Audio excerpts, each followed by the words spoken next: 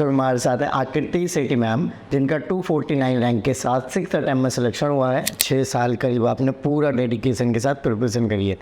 सो इतने टाइम तक कैसे मोटिवेट रहे आप? अगर आपका ये अटेम्प्ट में नहीं होता तो बी प्लान के बारे में आपने पहले सोच रखा था, क्योंकि आप पहले कॉर्पोरेट सेक्टर में जॉब कर चुके थे, या फिर जो नोट्स आपने पहले बनाए होंगे और इस बार जो अटेम्प्ट दिए, तो क्या 5-6 साल में नोट्स डेफिनेटली पुराने भी हो जाते हैं, तो क्या आपने वही नोट्स को रेफ़र किया था इस साल तैयारी के लिए, या फिर चेंज कर दिए थे? वाह, ये तो बहुत अच्छी चीज़ है फिर स्टूडेंट्स के लिए, आई थिंक। क्योंकि स्टूडेंट को जैसे आप जो प्रॉब्लम से गुजर रहे थे, वो आई थिंक सॉल्यूशन हो गया इसका। ओके, जैसे कि अभी आपने बताया क्या पढ़ना क्या नहीं पढ़ना, तो अब आप क्या बताना चाहोगे स्टूडेंट्स को, क्या पढ़ना चाहिए क्या नहीं पढ़ना चाहिए? Hello everyone, welcome to student. दोस्तों हमारे साथ है आकृति सेठी मैम, जिनका 249 रैंक के साथ 6th अटेम्प्ट में सिलेक्शन हुआ है। तो मैम की जो जर्नी है काफ़ी बड़ी हो गई है। इनके जो फर्स्ट 5th अटैम्प्ट थे उसमें सिलेक्शन नहीं हुआ, इवन की प्रीलिम से भी नहीं निकला, और फाइनली लास्ट अटैम्प्ट में मैम का सिलेक्शन हुआ है। तो आज हम मैम की जो संघर्ष भरी स्टोरी है या फिर जर्नी है वो जानेंगे, साथ ही साथ मैम कैसे ओवरऑल प्रिपरेशन वगैरह करते रहे, क्या उन्होंने जो पिछले अटैम्प्ट से सारी वो बुक्स किताबें नोट्स चेंज करने के बाद नए पैटर्न से इस बार तैयारी करी थी, सो दैट की सिलेक्शन हुआ है। क्योंकि लास्ट अटैम्प्ट में सिलेक्शन होना अपने आप में एक बड़ी बात होती है, और इतनी बड़ी जर्नी हो गई। सो मैम से हम डिस्कस करेंगे। सो अभी तक आपने चाहो सब्सक्राइब नहीं किया, चाहो सब्सक्राइब कर लीजिए।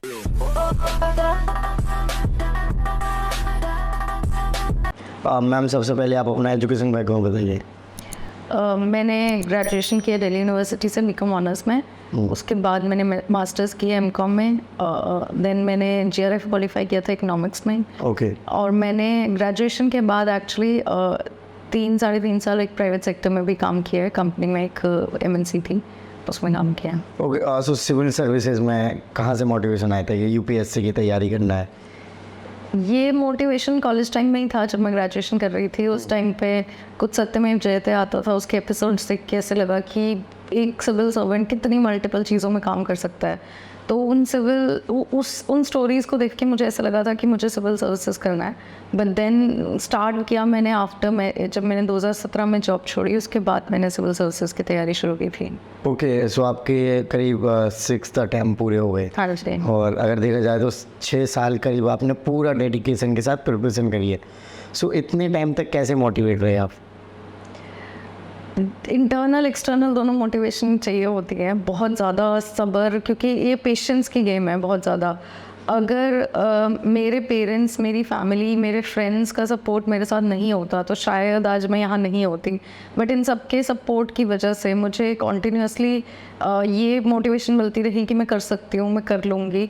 अगर हो सकता है इस बार ही मैंने कुछ गलत कर दिया था तो नेक्स्ट टाइम से ही कर लूँगी। तो वो एक इंटरनल और एक्सटर्नल मोटिवेशन कॉन्टीन्यूसली मेरे साथ थी, जिसने मुझे यहाँ तक लेके आया। और मैं एक्चुअली थैंकफुल हूँ इन सब लोगों का जो मेरे साथ हैं, कि उनकी वजह से आज मैं यहाँ पे हूँ। ओके, सो अगर आपका ये अटेम्प्ट में नहीं होता तो बी प्लान के बारे में आपने पहले सोच रखा था, क्योंकि आप पहले कॉर्पोरेट सेक्टर में जॉब कर चुके थे। बी प्लान सोचते हुए तो वैसे डर लगता है कि क्या ही करूँगी, क्योंकि 5-6 साल हो चुके थे। बट कॉर्पोरेट सेक्टर में काम किया था तो लगता था शायद चली जाऊँगी वापस, लेकिन मन नहीं था बिल्कुल भी वहाँ वापस जाने का। उसके अलावा शायद मैंने जेआरएफ क्लियर किया था, तो मुझे था कि अगर नहीं होता तो मैं डॉक्टरेट करूँगी अपने इकोनॉमिक्स में और उसी में करियर परस्यू करूँगी। ओके, सो जब आपका रिजल्ट आया इस बार इतने लंबे टाइम के बाद, तो क्या रिएक्शन था आपका, फैमिली का, पेरेंट्स का? 2-3 घंटे तक तो हम लोग सिर्फ रोते रहे थे। ग्रुप कॉल्स, वीडियो कॉल्स जो भी हो रही थी उस पर सिर्फ और सिर्फ हम रो रहे थे। उसके बाद जो रिएक्शन था वो बहुत ही ज़्यादा, मतलब मैंने नहीं सोचा था कि वो दिन और वो मोमेंट मेरी लाइफ के सबसे अच्छे मोमेंट्स बन जाएंगे। मेरे फ्रेंड्स ने लाइब्रेरी में जहाँ पे मैं पढ़ती थी वहाँ पे मेरा इतना वार्म वेलकम किया। जब मैं घर गई जिस दिन, उस दिन वहाँ पे इतने सारे लोगों की गैदरिंग मुझे बस स्टैंड पर लेने आई हुई थी, और वो moment I think was the precious moment of my life. Okay, great. So ma'am, जब आप स्टार्टिंग में तैयारी कर रहे थे तो कैसे स्टार्ट हुआ था प्रिपरेशन? क्योंकि आप जॉब कर रहे थे, वहाँ से कम्प्लीटली प्रिपरेशन का ब्रेक टूट जाता है जब जॉब करने लग जाते हैं, तो कैसे स्टार्ट हुआ, फिर क्या क्लासेस वगैरह करें? मैंने क्लासेस तो नहीं की थी। जब मैं towards the end of my, जब मैं नोटिस पीरियड सर्व कर रही थी अपनी कंपनी में, तो मैंने थोड़ी एनसीईआरटीज़ पढ़ना स्टार्ट कर दिया था। तो फर्स्ट अटेम्प्ट जो था ना वो बिल्कुल जॉब ख़त्म करते ही दे दिया था अपने बेसिक से नॉलेज के साथ में, तो शायद मुझे स्टार्टिंग के 1-2 अटेम्प्ट्स वेस्ट नहीं करने चाहिए थे। बट अदरवाइज़ फिर मैं होम टाउन चली गई थी अपने, वहाँ जाके मैंने सेल्फ स्टडी से अपना तैयारी स्टार्ट की थी, फाउंडेशन नहीं लिया था कहीं से। फिर जब 2 साल बाद 2019 का अटेम्प्ट हो गया था, उसके बाद मुझे लगा कि शायद मेरे पास थोड़ी गाइडेंस की कमी है। मैं अकेली थी, कोई मेरे पास इतनी ज़्यादा फ्रेंड सर्कल नहीं था जो सब चीज़ों में तैयारी कर रहा था। Then I came back to Delhi और फिर यहाँ आके मैंने तैयारी स्टार्ट की। ओके, सो पहली जो अटैम्प्ट दे रहे थे तो क्या स्ट्रेटजी बना रहे थे आप?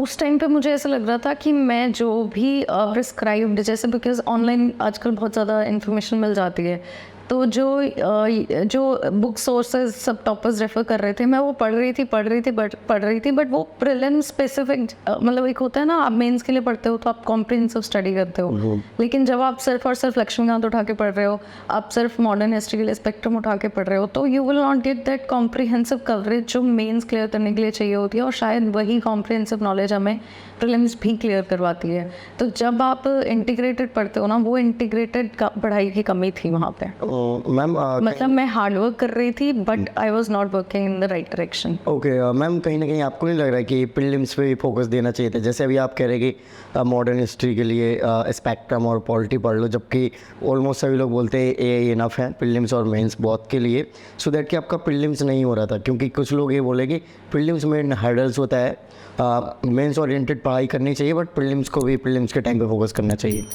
एक्चुअली 2017 और 17 का जब प्रीलिम्स हो गया था ना मेरा, तो उसके बाद मुझे यही लगा था कि शायद मुझे ना स्टार्टिंग से ही एक टेस्ट सीरीज़ वगैरह कुछ ऐसी ले लेनी चाहिए। तो मैंने उस टाइम पे एक इनसाइट्स की टेस्ट सीरीज़ ली थी जो पूरी ईयर लॉन्ग टेस्ट सीरीज़ थी प्रीलिम्स से रिलेटेड।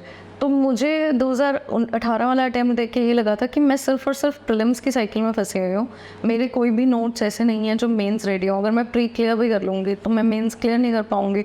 तो ये गलती तो हो रही थी, 2019 तक भी हो रही थी जब पता नहीं चल रहा था।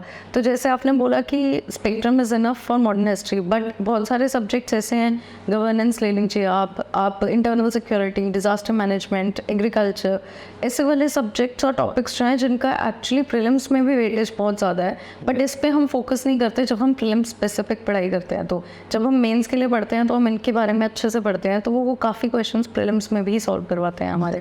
राइट, सो एवरेज कितने क्वेश्चन अटैम्प्ट करे हैं आपने सारे अटैम्प्ट्स में? मेरा रहता था 85 to 90 क्वेश्चन अटेम्प्ट करना। Okay, 85 to 90। हाँ। ओके, कई बार आपको लगा होगा सी सेट के चलते मेरा कट ऑफ में नहीं क्लियर हुआ, नहीं, ऐसा लगा या? C set was always okay. Okay, GS में 1-2 नंबर से हमेशा रह जाता था। 1-2 नंबर से वैसे।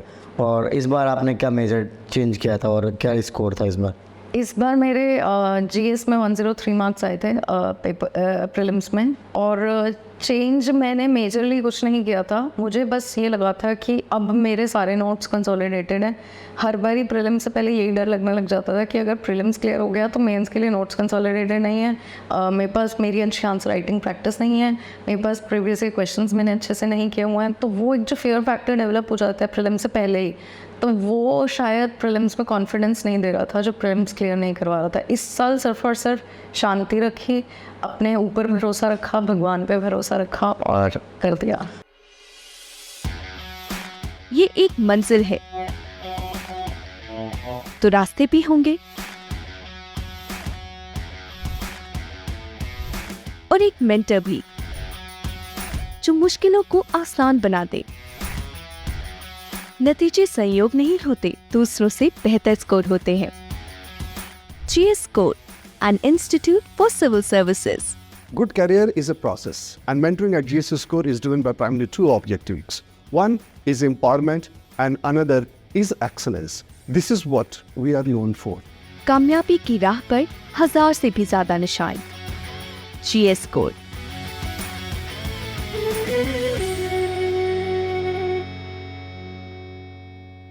ओके, जैसे कि आपने बताया कि आपकी प्रिपरेशन मेंस ओरिएंटेड रहती थी, तो मेंस के बारे में बताइए कि क्या स्ट्रेटजी रहती थी आपकी? मेंस के लिए जो मुझे लगता है और जो होना भी चाहिए आइडियली, कि सबसे पहले तो प्रीवियस ईयर क्वेश्चंस आपकी बाइबल होती है। आपको ना प्रीवियस ईयर क्वेश्चंस को जितनी अच्छे से समझ के वो आपको डायरेक्शन देंगे ना आगे, वो सबसे बेस्ट है। उसके अलावा आपको हर जीएस का मेंस के सिलेबस का टॉपिक है उसके अकॉर्डिंग अपने नोट्स को बनाना चाहिए। और एक बेसिक स्टैटिक नोट्स तो आपके हर एक सब्जेक्ट पे हर एक टॉपिक में होने ही चाहिए। जो भी आप फिर न्यूज़पेपर पढ़ रहे हैं, जो भी बाकी सोर्सेज पढ़ रहे हैं, उससे आप वैल्यू एडिशन अपने नोट्स में करते रहेंगे तो वो सबसे बेस्ट तरीका है मेंस की तैयारी करने का। ओके मैम, इतने सारे पेपर हैं और करीब 9 पेपर देने होते हैं, तो 9 पेपर्स का मैनेजमेंट कैसे रहता था आपका मेंस में? 9 पेपर में से 2 पेपर तो क्वालिफाइंग के होते हैं, एक लैंग्वेज पेपर और एक कंपलसरी इंग्लिश का एग्ज़ाम। उसके अलावा जो 7 सब्जेक्ट्स हैं जिसमें एक एसए का होता है और 2 ऑप्शनल के होते हैं और 4 जीएस के होते हैं। तो ऑप्शनल और जीएस मैंने हमेशा इक्वली वेटेज दी है अपने टाइम के अकॉर्डिंग भी। अगर मैं पूरे दिन में 8 घंटे पढ़ती थी तो मैं 4 घंटे अपने ऑप्शनल को देती थी और 4 घंटे अपने जीएस को देती थी। अलग से 1 घंटा न्यूज़पेपर के लिए निकाल देती थी। ये तो थी मेरे इक्वल वेटेज देने की बात। एसए को मेरा था कि थोड़ा सा एक इंटरनली नेचुरली फ्लो था मेरा एक एसए लिखने के लिए। तो एसए को मैं ऐसा नहीं है कि मैंने पहली बार एसए लिखा इसी बार मेंस में, मैं उससे पहले भी एसए संडे टू संडे लिख लेती थी। ओके, जैसे कि आपने बताया कि आपने नोट्स बनाए थे, या फिर जो नोट्स आपने पहले बनाए होंगे और इस बार जो अटेम्प्ट दिए, तो क्या 5-6 साल में नोट्स डेफिनेटली पुराने भी हो जाते हैं, तो क्या आपने वही नोट्स को रेफ़र किया था इस साल तैयारी के लिए या फिर चेंज कर दिए थे? बेसिक स्टैटिक नोट्स जो होते हैं, जैसे कि अगर आपको सेल्फ हेल्प ग्रुप्स पे क्वेश्चन आ रहा है या फिर प्रेशर ग्रुप्स पे क्वेश्चन आ रहा है, गवर्नेंस के टॉपिक्स हैं ये, इंटरनल सिक्योरिटी पे क्वेश्चंस आ रहे हैं, तो बेसिक इनका जो कॉन्सेप्ट है ना वो सेम ही रहेंगे कि क्या चैलेंजेस हैं, क्या सेल्फ हेल्प ग्रुप्स की डेफिनेशन है, क्या उनके वो हैं। बट कुछ एग्जाम्पल्स ऐसे होते हैं जो हमें रिसेंट उनसे अपडेट करते रहना चाहिए अपने नोट्स में, तो वो मैंने किया था। और सेकेंडली मेरा इकोनॉमिक्स ऑप्शनल था, तो उसका जो सेकेंड पेपर है इंडियन इकोनॉमी, वो काफ़ी डायनामिक पेपर है, तो उसके लिए भी इकोनॉमिक सर्वे जो आता है हर साल, उससे नोट्स अपडेट करते रहना पड़ता है। डेटा फैक्ट्स बहुत ज़्यादा चेंज होते रहते हैं तो वो अपडेट करते रहने पड़ते हैं। तो that is how. Right, overall 6 attempt में आपको नोट्स अपडेट करने पड़े। हमने बताया कि करंट ओरिएंटेड जो भी रहा तो वो चेंज कर दें। ओके, सो शेड्यूल अगर पूछे, टाइम शेड्यूल वो कैसे फॉलो किया आपने? पिछले 5 साल में मुझे लगता है मेरा एक ही शेड्यूल होता था, सुबह उठना है, उठ के लाइब्रेरी जाना है, पढ़ना है 8-10 घंटे और घर आना है, सो जाना है। तो पर लेकिन इसके बीच में मेरा सबसे पहले ये रहता था कि मॉर्निंग में मैं 1-1.5 घंटा न्यूज़पेपर को दे देती थी। फिर मेरा फर्स्ट हाफ मोस्टली ऑप्शनल के लिए होता था, और ऑप्शनल मैं सोचती थी कि 3 घंटे पढ़ने के बाद मैं 1-1.5 घंटा उसके आंसर राइटिंग प्रैक्टिस भी लंच से पहले कर लूँ। ये मेरा ऑप्शनल का होता था। फिर नेक्स्ट हाफ में मैं जीएस के ऊपर फोकस करती थी और उसके कुछ करंट अफेयर्स से रिलेटेड क्वेश्चंस भी at the end of the day practice कर लेती थी। ओके, और अभी स्कोर कार्ड आया हुआ, तो किस में सबसे ज़्यादा आपके मार्क्स आ रहे हैं? मेरे जीएस प्लस एसए दोनों में ही अच्छे नंबर आए हैं। एसए में मुझे लगता है मेरे one of the highest marks आए हैं, 140 मार्क्स। उसके अलावा GS2 GS1 दोनों में ही 110 के आसपास, 114 के आसपास स्कोर है, तो दोनों ही। और इंटरव्यू में मैम? इंटरव्यू में I got 173। 173, okay. So ma'am, preparation कोई भी गवर्नमेंट एग्जाम उसकी करें, प्रीवियस ईयर क्वेश्चंस पेपर बहुत ज़्यादा इंपॉर्टेंट होते हैं, तो उनके लिए आपकी क्या अप्रोच रहती थी? प्रीवियस ईयर क्वेश्चंस ना, जब मैं इस पर ही मेंस दे रही थी तो मैंने क्या किया था कि topic wise previous year questions को सेग्रीगेट किया था कि अगर इंडियन सोसाइटी में भी सेक्युलरिज्म है फॉर एग्जांपल, तो सेक्युलरिज्म के क्वेश्चंस देखे थे सबसे पहले। कुछ भी सोर्स उठा के पढ़ने से पहले मैंने वो क्वेश्चन सीखे थे और फिर मैंने उन क्वेश्चंस को पढ़ के टॉपिक अपना पढ़ा था और then I used to practice it. But वो दिक्कत थी कि कहीं पे उन आंसर्स को चेक करने का सोर्स नहीं था कि कहाँ से मैं इन आंसर्स को चेक कर सकती हूँ। तो इस आई थिंक मुझे लगता है कि मैंने इस पे बहुत ज़्यादा काम किया after my interview.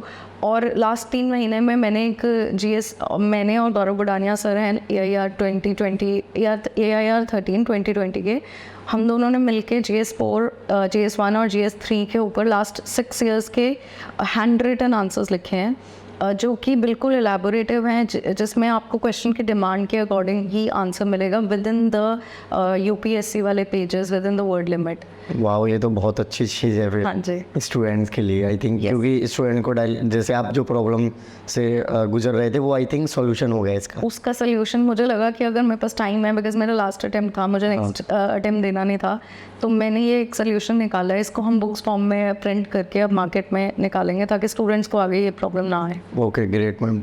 So ma'am अभी इंटरव्यू जब आपने दिया होगा तो इंटरव्यू में 170 मार्क्स आए, तो आपको लग रहा था कि इतने अच्छे मार्क्स आएंगे? आपका इंटरव्यू स्टार्टिंग में था? मेरा स्टार्टिंग में था इंटरव्यू, मेरे को एक्सपेक्टेड था कि शायद 10 नंबर और आ सकते थे इंटरव्यू में, बट ठीक है, बहुत सारे बच्चों के इनफैक्ट इससे काफ़ी कम नंबर भी आए हैं। हाँ। तो 173 गुड एवरेज का स्कोर है, अच्छा स्कोर है, बट लेकिन इंटरव्यू वाज अच्छा था, मुझे फीलिंग अच्छी आई थी इंटरव्यू से बाहर निकल के कि it went well. Okay great. कोई ऐसा क्वेश्चन पूछा गया जो काफ़ी डिफ़िकल्ट था या फिर आपको काफ़ी परेशान किया इंटरव्यू में? नहीं, ऐसा कोई क्वेश्चन नहीं था, जो बहुत ही जनरल क्वेश्चंस थे, डैफ्स बेस्ड थे, सत्यवती मैम का बोर्ड था, तो काफ़ी नॉर्मल क्वेश्चंस थे। ओके, रिवीजन कैसे करना चाहिए? रिवीजन मुझे लगता है सबसे ज़्यादा इम्पॉर्टेंट है। जो लैफिना है स्टूडेंट्स के अंदर वो यही है कि पढ़ लो डिफरेंट जगह से, बट रिवाइज़ नहीं करना उन चीज़ों को। तो रिवीजन के लिए रिवीजन भी तभी पॉसिबल होगी जब हम एक अपने नोट्स को ऐसे कंसोलिडेटेड बनाएंगे जहाँ से हम एक्चुअली रिवाइज़ कर सकें बार बार कि कहाँ से रिवाइज़ करना है हमें। तो वो उस पर सबसे ज़्यादा फोकस करना चाहिए कि अगर हमारे नोट्स कंसोलिडेटेड होंगे ना, तो हर आफ्टर 7-8 डेज़ 10 डेज़ हमें रिवाइज़ कर लेना चाहिए। इस बार तो प्रीलिम से पहले मैं जितने भी अपने शॉर्ट नोट्स बनाए हुए थे, तो कोई भी मॉक टेस्ट अटेम्प्ट करती थी तो वो रिवाइज़ कर लेती थी, तो उससे शायद थोड़ा बेटर हो गया था। ओके। जैसे कि जीएस के अगर हम सब्जेक्ट की बात करें तो इसमें सबसे ज़्यादा जो स्कोरिंग सब्जेक्ट थे, क्या आपने उन पर फोकस किया या फिर सभी को इक्वली टाइम दिया कि इनको भी सेम टाइम से या फिर सेम स्ट्रेटजी से पढ़ना है? मैंने जीएस के इक्वली टाइम दिया, मैंने हर एक को। ऐसा नहीं था कि जीएस 3 बिकॉज मेरा ऑप्शनल है तो मुझे था कि जीएस 3 में अच्छा हो जाए, ऐसा नहीं है। मैंने जीएस 4 को बहुत ज़्यादा टाइम दिया, 3, 2, 1 सबको इक्वली अच्छा टाइम दिया था, और इनफैक्ट ऑप्शनल को भी टाइम दिया था। और मुझे लगता है कि मेरे ऑप्शनल में अभी थोड़े कम नंबर आए हैं, 256 नंबर आए हैं मेरे ऑप्शनल में। तो जो मुझे ये रैंक दिलाई है वो मेरे जीएस प्लस ऐसे नहीं दिलवाई है। तो यही मैं स्टूडेंट्स को भी कहना चाहती हूँ कि बहुत लोग ऑप्शनल के पीछे बहुत ज़्यादा क्रेजी हो जाते हैं, तो सिर्फ उस पर भी फोकस नहीं रखना, हमें जीएस प्लस ऐसे पे भी फोकस रखना है। राइट। जैसे कि मैम आपका 6th अटेम्प्ट में सिलेक्शन हुआ, इतने लंबे टाइम तक कंसिस्टेंसी बनाए रखना और मोटिवेट रखना काफ़ी डिफ़िकल्ट हो जाता है, तो इसके लिए क्या ट्रिक्स अपनाते थे जिससे कि आपकी रेगुलर या फिर कंसिस्टेंसी के साथ स्टडी हो सके? एक तो सबसे पहली बात, मैं अपने घर पे रोज़ बात करती थी। वो एक मेरे लिए ऐसे होता था कि आधा घंटा मेरा रिफ्रेशिंग मेरा टाइम है, मेरे को घर वालों के साथ स्पेंड करना है, वो था। उसके अलावा मुझे मूवीज़ देखना बहुत पसंद है, तो मैं वो टाइम टू टाइम देखती रहती थी। एंड फ्रेंड्स, यहाँ पे फ्रेंड्स बहुत अच्छे हैं, तो उनके साथ टाइम पास जब भी टाइम स्पेंड करने का टाइम मिलता है, तो दैट वाज द टाइम जब मैं अच्छा फील करती हूँ। राइट। आपने बताया कि पहले आप स्टार्टिंग में घर से तैयारी कर रहे थे, फिर आप दिल्ली आए थे, तो दिल्ली का माहौल आपको क्या लगता है कि सिविल सर्विसेज के लिए आपके लिए बहुत अच्छा रहा जिससे कि आपका सिलेक्शन हुआ, या फिर ठीक है घर पे और अच्छा पढ़ाई हो रहा था? नहीं, मुझे लगता है कि यहाँ पे आके एक्चुअली समझ आया कि क्या पढ़ना है क्या नहीं पढ़ना। बहुत सारे सीनियर्स ऐसे मिले जिन्होंने ये बताया कि कहाँ से तैयारी करनी है। मैं एक सीनियर की ही रेफरेंस पे एम के यादव सर हैं DI सब, मैं उनसे मिली, तो उन्होंने एक बिल्कुल मेंटोर की तरह मुझे फिर गाइड किया 2019 के बाद से। तो यहाँ पे आना, I think it was a good decision. Okay. जैसे कि अभी आपने बताया क्या पढ़ना क्या नहीं पढ़ना, तो अब आप क्या बताना चाहोगे स्टूडेंट्स को, क्या पढ़ना चाहिए क्या नहीं पढ़ना चाहिए? मुझे लगता है कि जब भी आप पढ़ना स्टार्ट करने वाले हो, एक टाइम टेबल बनाओ अपना, एक ब्रॉड टाइम टेबल और एक माइक्रो टाइम टेबल, और ये फर्स्ट स्टेप होना चाहिए अपना कि किस सब्जेक्ट को कितना टाइम देना है। And the second step should be, आप सोर्सेज डिफाइन कर लो स्टार्टिंग में ही कि मैं कहाँ से पढ़ने वाला हूँ ये टॉपिक, या कहाँ से पढ़ने वाली हूँ। ये सोर्सेज डिफाइन करके ना, उसके बाद डाइवर्ज मत हो उन टॉपिक्स, उन सोर्सेज में से, और उन्हीं से नोट्स बना के उन्हीं को मल्टीपल टाइम रिवाइज करो। This is the basic fund of clearing UPSC। Right. So last में मैम क्या मैसेज देना चाहेंगे आप फ्यूचर एस्पिरेंट्स के लिए? मैं शायद यही मैसेज हर जगह दे रही हूँ और कहना चाहती हूँ कि life is more important than UPSC and live your life more happily, feel your self that you are confident. Confident रह के लोगों से के साथ अच्छा कॉन्टैक्ट बना के आप UPSC को क्लियर कर सकते हो, और UPSC से ऊपर जाके आप बस अपनी लाइफ एंजॉय कीजिए, UPSC तो साथ साथ हो जाएगा। Okay, so thank you so much ma'am for your lovely thank you so much. Okay, so friends, आपने देखा कि मैम ने ओवरऑल अपनी जर्नी बताई। सो आई होप कि आपको वीडियो अच्छी लगी होगी। इस वीडियो को लाइक करें, अभी तक आपने चैनल को सब्सक्राइब नहीं किया तो सब्सक्राइब कर लीजिए। जय हिंद।